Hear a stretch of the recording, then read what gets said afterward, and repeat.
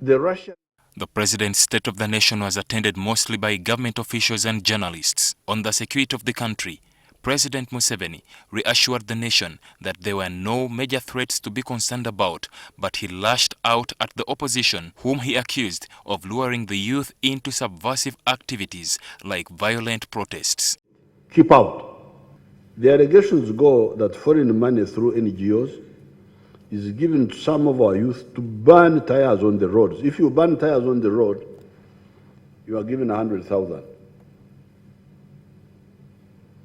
The youth who have been setting light on, setting fire on tires to give impression of instability. Kampala is burning.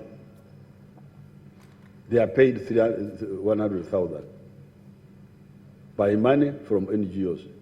According to Museveni, the country still faces a challenge of urban crime that is creating fear among members of the public. The urban crime that saw the death of the sheikhs, of Joan Kagezi, of Chigundu, Kawesi,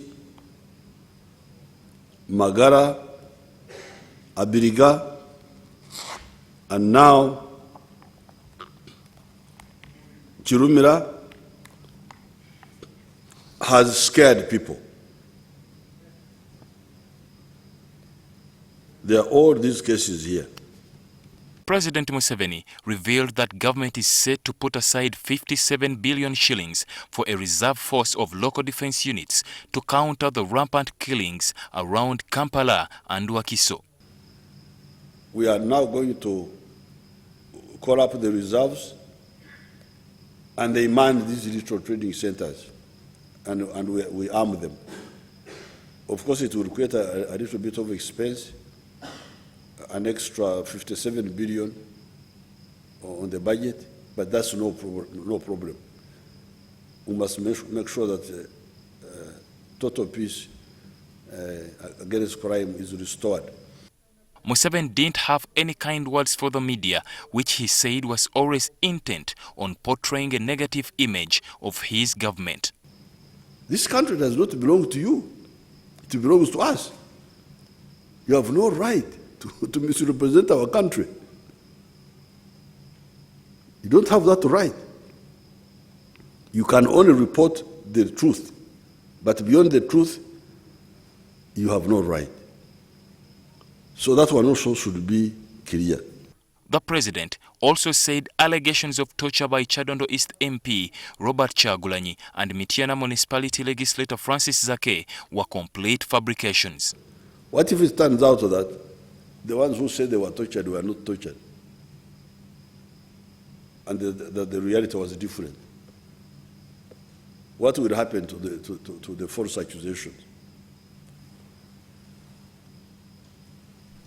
I think if the law allows to get damages, that will be good for my party, the NRM. Some of the NGO money via the opposition may in the end help to fund the NRM.